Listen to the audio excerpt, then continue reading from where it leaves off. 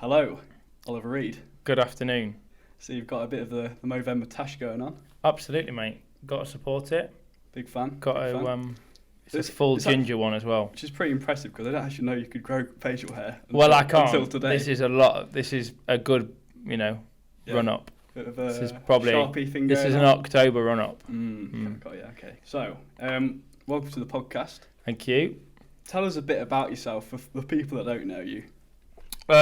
So Oliver Reid, 23-year-old, part-time by definition, property investor. So I still work full-time, but yeah, it certainly feels full-time at the minute. Why is it part-time at the moment then? So I still work. I still do my day job. I still work down in London. I do a week on, week off. So the workload certainly isn't part-time, but by nature of hours, it's part-time. What sort of shift are you working at the minute then? So I work down in London. I do a night shift at the minute, so I do 7 days on, 7 days off. But so I took that because it gives me the flexibility because I've got a full week on. Although I don't, I should say, I don't get any flexibility because I do a week on, week off. But I know exactly where my time is. Whereas another role, your previous roles used to, which was a lot of travelling, and you just can't do, viewings and all that. At least I know I've got a block of time to deal with stuff. So you got a full-time job. You realised that it wasn't something that you really wanted to pursue. Would you agree with that? Well, I do well in the corporate world, as it were. I don't not enjoy it, so I'm not one of these people that's driven to get into business or escape the job. Because I do it, I've got a really interesting role, work with good people. So I'm not driven by, there's all these people that end up in business because they hate work or they got kicked out or because it just isn't. I can do it, it's fine, I've no issue with that, and I can do it well. But I've known from an early age, selling sweets at school, selling stuff on eBay, selling whatever, that for where I want to be with my goals, and to enable the lifestyle I want, it's a job where I run it rather than someone else runs it for me. So you looked at the ceiling that you could get from your current job and realised that actually you're going to need to start something more substantial? Yeah, I always had big aspirations in terms of logistics director, board execs and stuff like that. And if I was to pursue it, I still would want that. And they come with in the right company some fantastic packages. But it's just property gives me something else. Property is what gives me a buzz. I just get a buzz out of it. Was there any moment in time when you thought, right, I need to pursue this property journey now? Was there a morning, or was it something that you've always wanted to do? As you know me quite well, Joe, it's usually yesterday. Being that I'm one of the most impatient people most people know, and everything needs to happen yesterday. So it's always been there. I bought my first house on the back burner. Well, yeah, I bought my first house at 19. It might have been a week, a couple of months until until I was 20.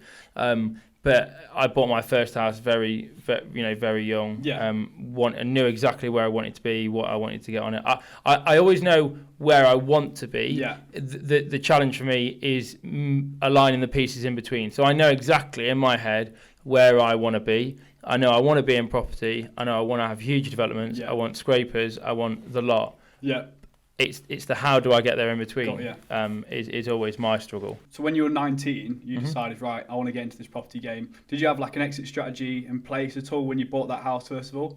No, so I bought that house as my first experience in property, but bought it for a family member in effect that they lived in it, and that it benefited me because it was my first experience, and that was that's how I got to know property. That was my first ever one.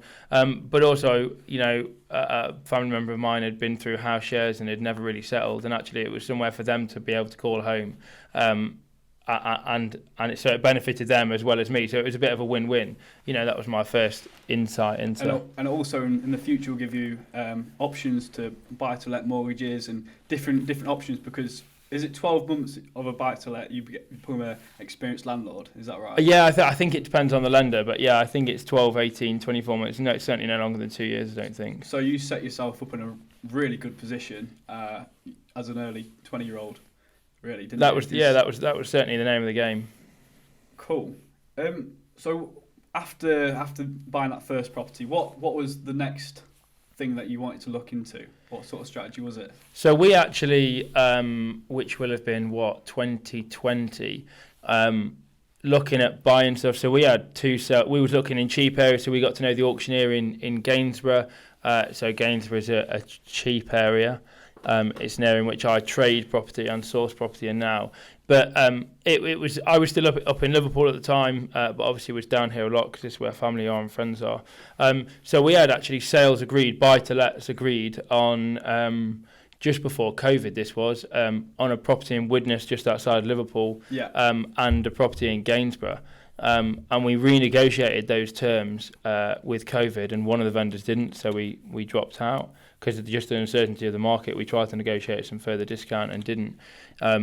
And then we started to look at, well, what is rent to rent? You know, I was sort of dissatisfied because I would be putting in essentially 40-50 grand into two houses that were going to churn me not a lot of money, you know. So although the yield was, you know, 6, 7, 8, 9%, I can't remember what the figures were, but they were good yield.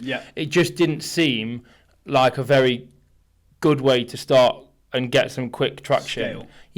It didn't, you know, it took all of my cash to get £600 a month back. You know, which was a very long time to get your money back, and I agree, property is a long-term thing. So then we started to, you know, we ended up doing the classic courses that you do, and we found rent to rent, which is where you rent a property off a landlord and effectively re-rent it out.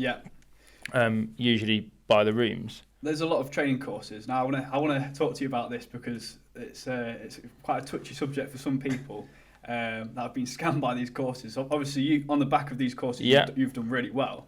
But what did you get from that course that you couldn't have got from looking on the internet? Or so I'm always really honest, and I tell everyone the same thing. The content in that property course wasn't anything that I couldn't have found on the internet. Okay.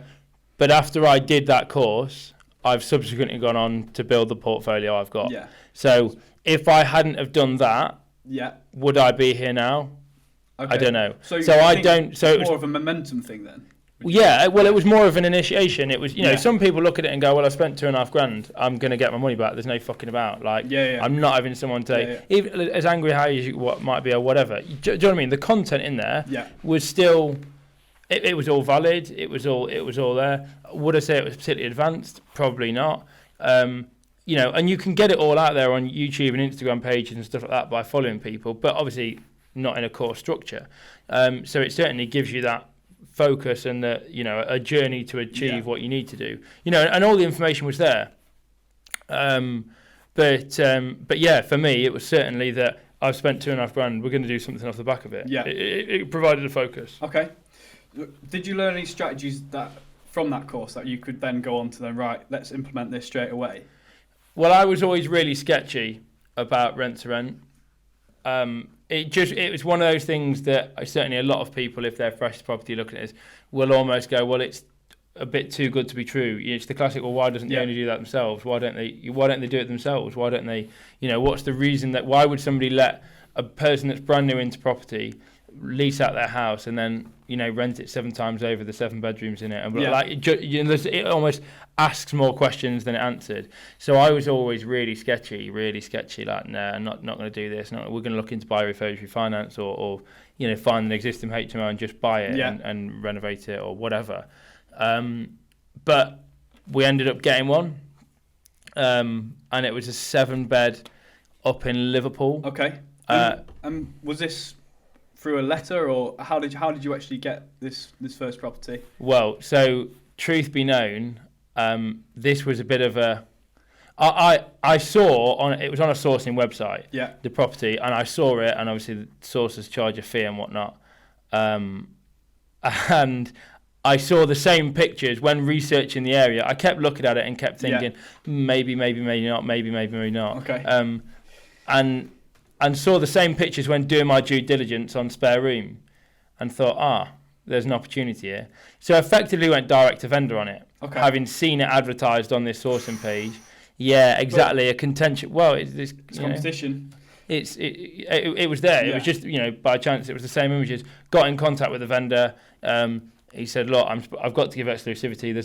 There's technically an agreement already on it, but that does expire next week, and then I can, I haven't got to continue that exclusivity. And then that the person that was going to lease it from himself fell through, and that's when we sort of scoops up the deal. What, you went straight through spareroom.com?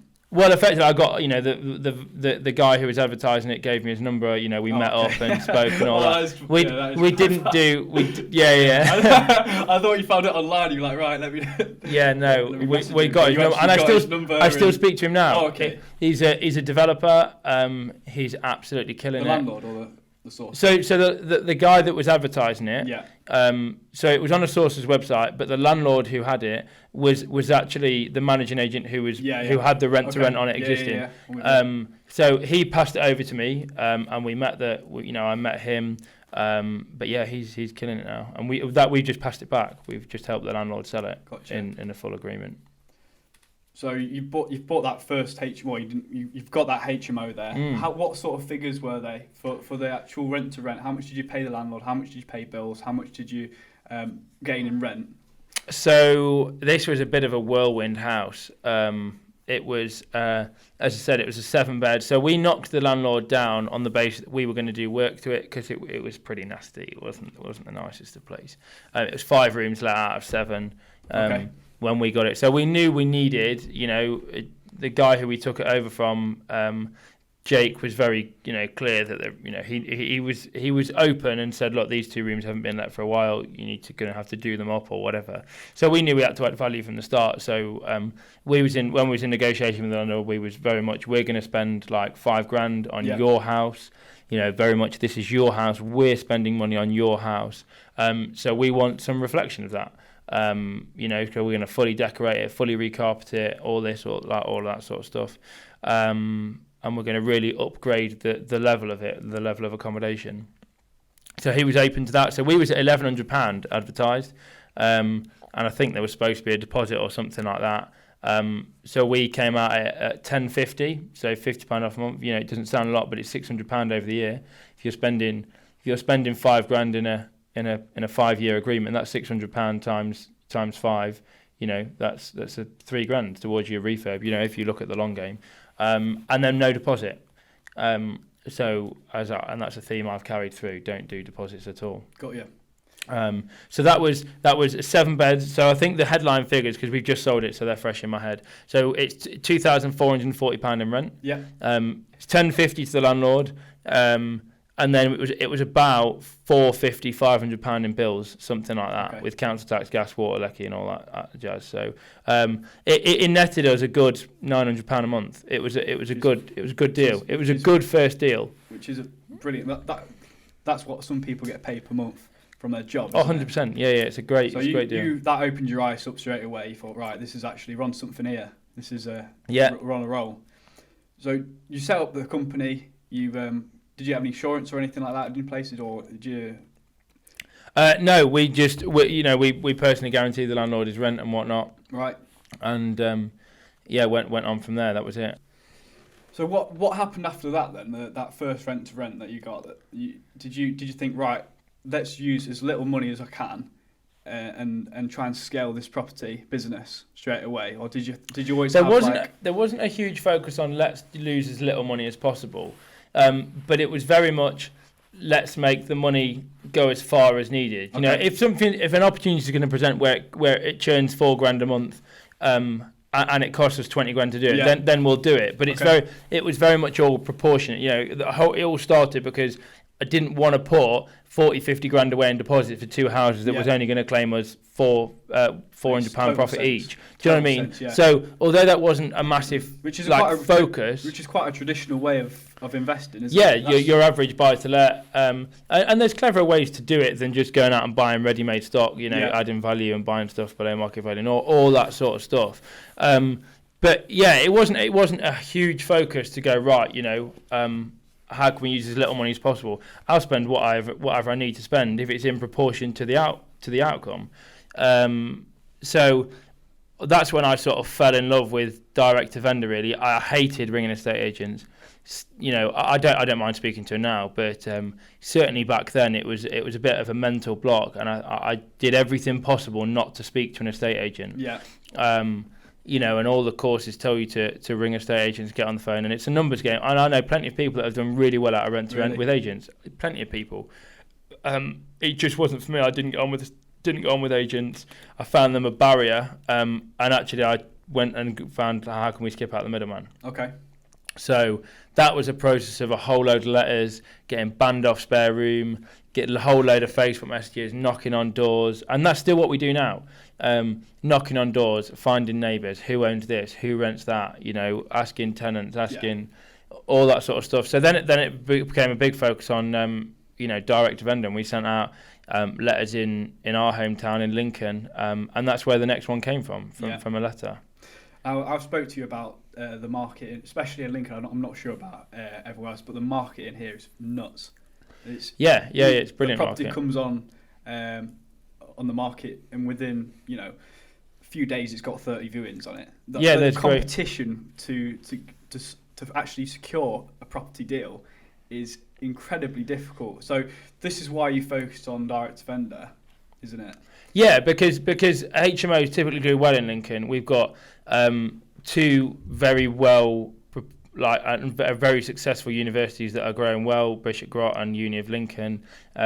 Uni of Lincoln is expanding at a pace which nothing can compete with, let alone accommodation. And there's just a growth, and Lincoln's a sort of, although the capital of Lincolnshire, but a small town relatively, that's going through huge growth. And it's got emerging professional opportunities in terms of, the university brings graduate roles with it, as well as the university growing itself. It's new medical school, all of these sorts of things. Huge university, all of these things just bring a requirement for affordable housing.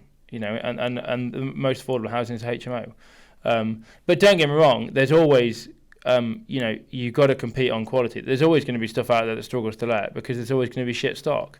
And that's what we try and do, is that take that shit stock and turn it into something great, and then put it back at the top of the pile.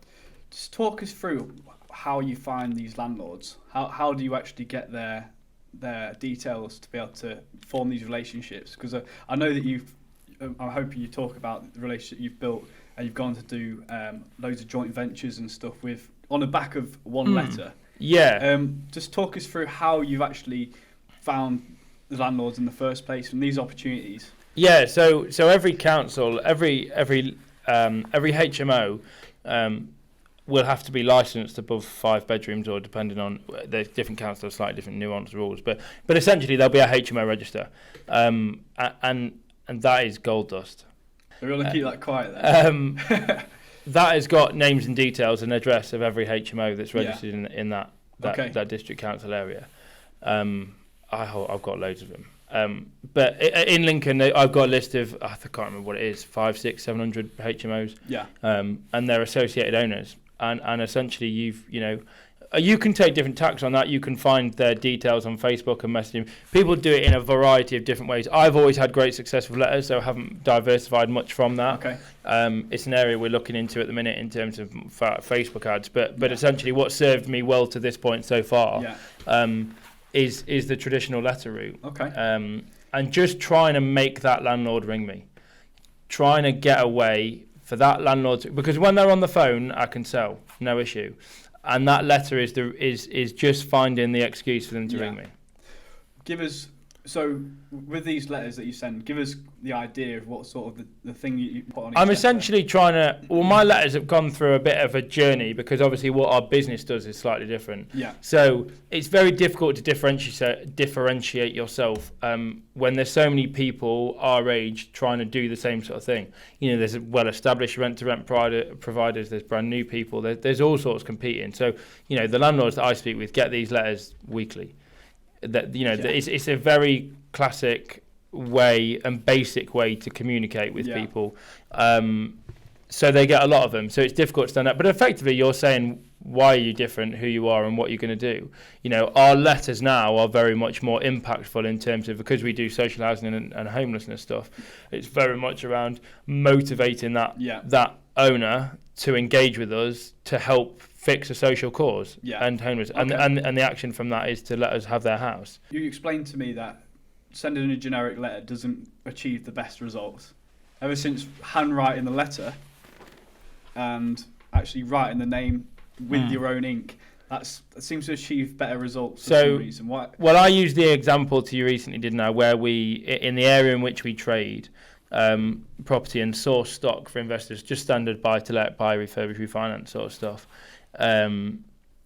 I explained to you that I'd used, the website that people do, Stand Up or whatever it's called, and sent out, 160 computer-generated letters that were automatically printed. I've photoshopped my signature on the bottom, and it automatically fills out their name. It's just a typed letter, and I had no responses. And I sent the same letters, different as a follow-up letter. We wrote to you on Monday the 8th of August or whatever. The offer's still on the table. Would you like to engage? With handwriting their name, so it was a very generic letter, and then Mr. Joe Bloggs, and then hand signed by me. And we're currently handling about 29 leads from those property, from those for the same set of letters, from the same addresses. So 360 letters in total. About 180 went out, by the computer, and 180 went out by, and people will go time and efficiency and all that. That's brilliant, but if you're getting a result, the very least, if we do something with all of those leads, the very least is if we source all those on without trading any, the very least is it's worth 50 grand. For a few hours of your time. Do you know what I mean? It's 180 letters, you got 30 responses. Well, no, but this is the magic, because it's not about what you write about, it's what they have in their pocket. So one person came to me and said, will you source on 25% of my portfolio, which was 10 houses. And so most responses we've had, they've been, so we're currently we're trading 3 at the minute from one landlord. We've got another 3 to handle, another 3. The one guy's got 20.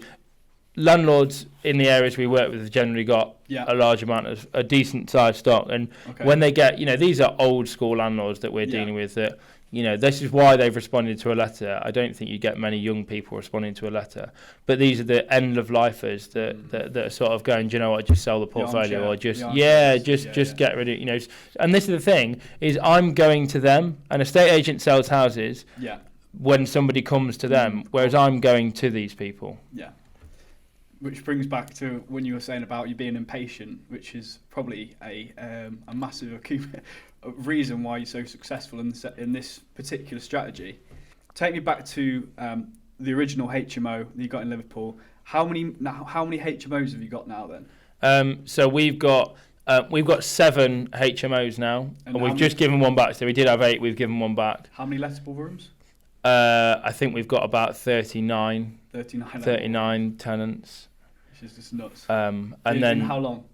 And about 18 months. Right. And then we've built the social we've built the service accommodation piece there. So we've currently got 2 units solid that are in flow at the minute. And then 2 we've just been trying to get over the line today with estate agents and whatnot, investors. Cool.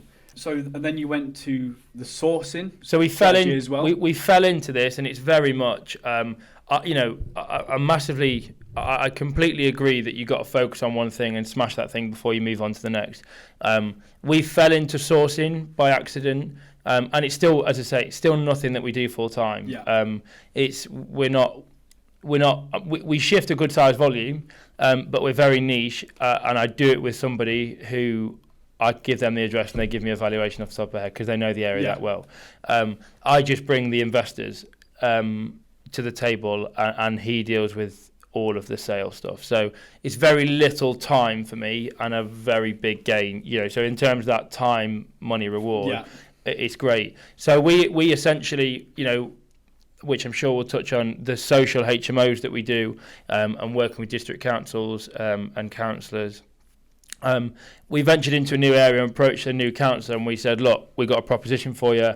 You've got a lot of empty homes. If we find a way to acquire the houses, will you grant fund the refurbs, and then we'll give you the tenancies. Sure. So we'll give you as effectively a council house, and we'll manage the tenant. So it's a way for them to house people on their housing register, which is what we do in South Kesteven.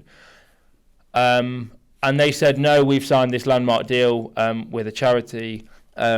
we're going all eggs in one basket sort of thing. Yeah. I can't remember, it's 10 million quid or something like that.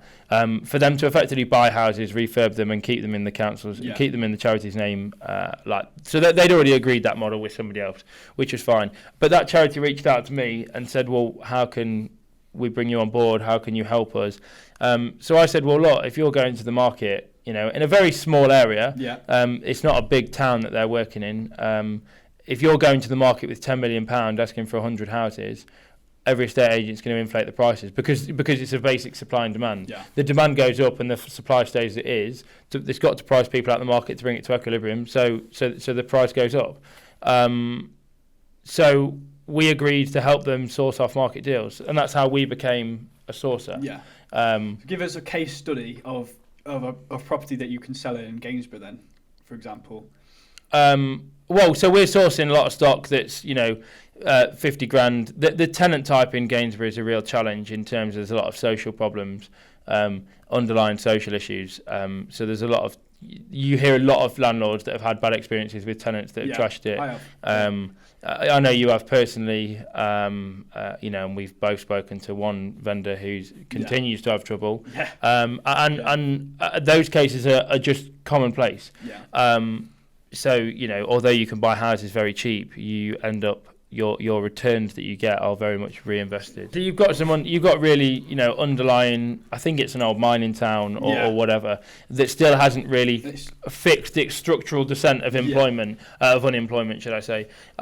So, yeah. And it's not just Gainsborough, you do get a lot of towns and cities. The North East, people talk about a lot about these sort of issues. Yeah, I mean, I don't know the tenant types that we're very niche at what we do. My value add is very much in terms of knowing the area. I know every street in Gainsborough. You tell me a street, you tell me a house, and we'll value it. And I can do that sat from the train. Do you know what I mean? So that's what we pride ourselves on, because we know, we don't do a massive geographic area. We don't. But there's nobody that competes with the speed that we can do, in Gainsborough and the value that we add. Going back to the letter that you sent to this particular landlord that had a few houses, you're now working with him on other projects as well, aren't you? Yeah, so that landlord, we took his student one on that I mentioned earlier that he couldn't let close to a university because the university changed how they do their accommodation and stuff. And we did a full refurb to that one that he funded, and he was that impressed. He said, look, you need to speak to my business partner. It turned out they had a portfolio of about 40 houses, and about 8 of them were HMOs together, and I've got most of them now. So I met with his business partner in a different area, and we did some stuff there. We continue to do it, so I have all their maintenance now, so I look after their entire portfolio with my maintenance teams. We do their scheduled, we do their ad hoc refurbs. Yeah. So in terms of student lets that are up for renewal, and they're also a funding partner. So we buy and sell stock together. So when we do our trading, when there's a trading opportunity, he will usually put the funds in. If you wouldn't mind, let us know how much that fund is, that pot of money is. That he's basically said to you, look, go on and source these deals. Well, he's essentially, there's essentially he can tap into, and other people. There's essentially about 150 grand of funding available for us to do stuff with, from the people he can pull in, because obviously people talk. Once you're in with somebody, you don't know who these people know, and that's the true value, is that, all right, you might be talking to someone, but it's only when you truly get to know these people that you realise who they know and who they interact with. So Tom, who you're talking about, has brought other people to the table to again help fund deals. Got you. And stuff like that, and it's all the trading side, so it's very attractive.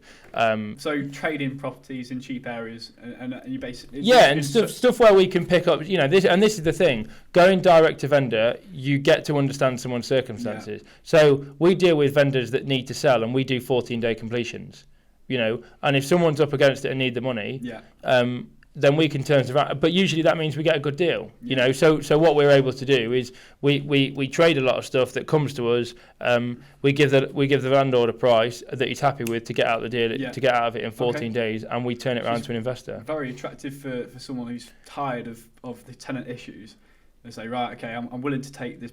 Or somebody that's it's got an ongoing tenant issue, or whatever, or something's, you'll find a lot of these. If a landlord's held a house for 20 years, and it's worth 50, 60 grand and up, and his mortgage is 35 grand or whatever, there's no point in putting 20 grand into a refurb, if he's looking to sell anyway, so he may as well offload it, and we'll give it somewhere, we'll sell it on somebody who is interested in doing it up and refinance it, and he's there for the long game, What would you say were your main contributors to your success in this particular field?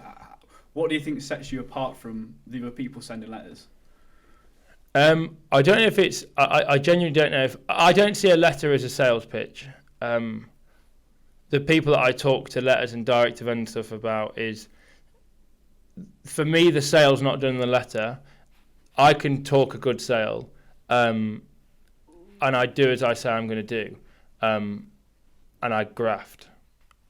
So my success off the paper, outside the letter, is around I'm a people person and nobody will outwork me. Nobody will come close to my work ethic. What sort of hours do you put in? 18 hours a day, every day. Like any day of the week. It doesn't if something needs doing, it just gets done. Yeah. If something, tenants get hold of me whenever. If stuff needs doing, it gets done, because this is just what I'm focused on. Yeah. And if you find your passion, it doesn't feel like work, and that's why I do it. But going back to the letter, for me, the letter is not a sales pitch. Yeah. But the point it becomes a sales pitch, I don't think you're going to get massive engagement. I see the letter as the enabler to get someone on the phone to me. Yeah. I need somebody to talk on the phone to me, and that's when I'll sell. Got you. Okay. So that letter is very much, and that's just rethinking the letter. So, it's all right putting, we do this, we do that, we do this, and this is what we can offer you.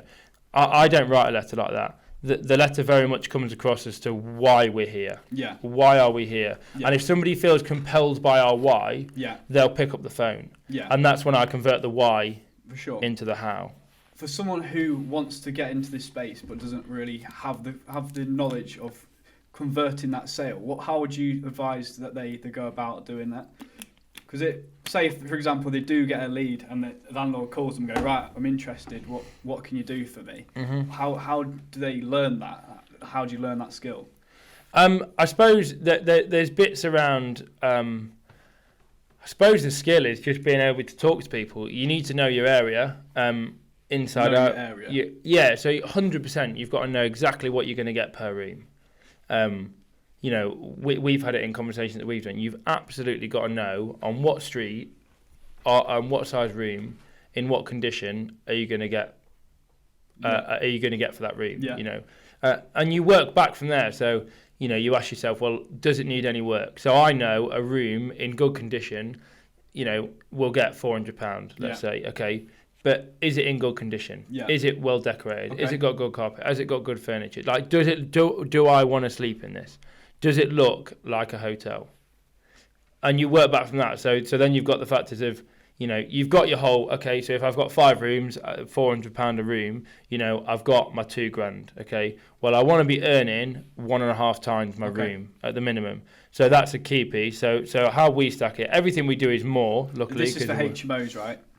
Yeah, that's in terms of stacking that sort of rent-to-rent deal. So classically, what we got taught on our course, everyone does it differently, but your baseline wants to be that 1.5 times a room rate. So if you've got 5 rooms at £400 a room each, then you want to be making £600 profit, and this is how you'll work out what you're going to give the landlord. Okay. So you're going to get that top line and go, right, I've got 5 rooms here, all in good nick, ready to go, and I can get £400 a room here. Yeah. So there's £2,000 overall.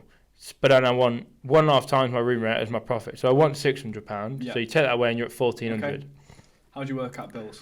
So then you've got your bills. Now, obviously, the bills are easy for us because we've got the comparables. But I was always taught when looking into £100 a room. Okay. Per person. Per person, yeah, £100 per person, effectively, per month. So if you've got 5 rooms, then you're at £500. So we're now at £900 that I can give to the landlord. And that includes council tax? that's your council tax, your water, your gas, lecky. Now gas and lecky's a challenging one at the minute because all of our suppliers have just gone bust and our gas prices have just gone threefold. So there are there's and people overlook bills. People go, oh yeah, bills will be 70 quid. Yeah, they'll kill you. Bills. And that's why you need that contingency there. And your process in place, your timer stats, your hive systems, whatever people put in to control it. Because tenants, you're all right. As nice as your tenants might be, they don't care. No, they don't care about what your bills are, and that's fine. Like whatever. Yeah. But that's for you. That's on you then. Yeah. As the landlord that's to go. How am I going to control it? Like without being, I've seen some awful stuff like thermostats locked in a perspex box. Yeah. I've seen awful stuff. Yeah. But you've got to be reasonable, so we've got timer stats that control temperatures and make sure it's not, so it keeps it to a temperature and they can boost it and all that sort of stuff. There are ways of capping it as well, isn't there? There's all sorts of things you can do. Yeah, and you can do fair use charges and all that. But we've had some right horror stories of bills of £800 gas bills and stuff like that. And talk to us about some of the tenant issues that you've had, because obviously 39 rooms. What haven't we had, Joe? Everything. What haven't we? So, social housing, isn't it? Tenants run away, tenants disappear, tenants just leave rooms and abandon them, houses raided by the police, heroin found in rooms at large quantities. You get all sorts, but that's social housing people sometimes. Don't talk about. I really want to understand that main principle, that actually it's not what you have on paper is not what it's going to be like in real life, is it?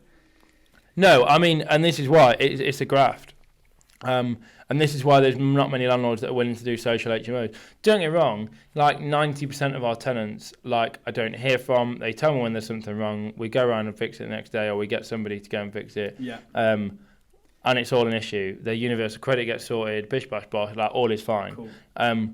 But you don't underestimate. You'll get into some massive arguments with tenants. You'll get into, when they want the shower fixed the same day, and you're telling them there's no hot water until the next day, or something. Like, even the basics of that, like you've got to hold your own. You've got to be able to hold your own. Like a typical one is just mess. Like, is it acceptable to leave the kitchen in a shit state? No, it's not. But try and get that through to someone who doesn't really have much to do in the day, and just goes out drinking all day, and it's like, do you know what I mean? Your social HMOs is just a different tenant type. Sure. But we still have those issues in professional HMOs. Food going missing and all this shit. Yeah, absolutely. So talk to us about what you plan to do going forward. Because obviously you're a very organised person. You always carry around a diary. Every time I see you, you've got a diary. You've got everything planned in. You know exactly where you'll be for each day. Where do you see yourself mid to long term in terms of like I suppose the 5 to 10 years? I suppose the next big step is obviously going full time with this. As I said, it feels full time at the minute, but we want to grow. So we've got two key goals. We want to grow across the East Midlands. We've got a model that works, and we've got it good with our council. The trick now is to scale it. So we've saturated the market. So we are the biggest HMO operator in our space in Grantham with social housing. It's not a huge place, and we've got 30 odd rooms or whatever. So we're now looking across the East Midlands. So we're currently engaging with other district councils to help them. And help bring affordable stock to them. So we're looking across the East Midlands now, and we're forging new relationships in service accommodation spaces as well. So we're just working with an investor today to try and agree 2 purchases of stock. We're then going to lease. So he's going to buy them. We're going to then rent them off him. And then we work with a partner that enables that to be really passive for us. So we work with a great management company who take it all on and run it like an Airbnb and have contractors. And all of that sort of stuff. So there's 2 key. The sourcing side is great to have, and it's a low. It provides the cash, and we want to get into more refurbs and more heavy refurbs to enable refinances and that sort of stuff. So we might end up doing, as we grow our rent to rent portfolio, we may do some purchases as well in that, and renovate stuff, commercial valuations, all that sort of good stuff. But there's absolutely key to build the HMOs because it's great cash flow, and to build the service accommodation. Because the reality is the stock that we're looking at, our model is very low risk. Because everyone thinks as Airbnb and service accommodation is these really swanky 1-bed apartments, 2-bed apartments, and all this sort of stuff. The reality of what we do is it's very different. It's contracted. Okay. It's a numbers game. It's having as many beds in a place as you can, like in a dignified way, obviously. You know, so creating a 3-bed house and letting it to 6 contractors. You know, so they're not in a travel lodge. So they're not in. You know, it's a more affordable way of contract accommodation. So effectively, what that means is where we're investing in the right area, we have 2 exits for the same house. So if we ever find a HMO that's not working for us and we take it on a deal, then we'll flip it to an SA unit. Or where we've got an SA unit that's underperforming, we'll flip it over to a HMO because it's the same 3, 4, 5, 6, 7-bed stock that we're looking at. So our strategy is really almost quite safe because we were looking at it for the same stock that can then fall into both camps, which allows us to take more risks, essentially. Cool.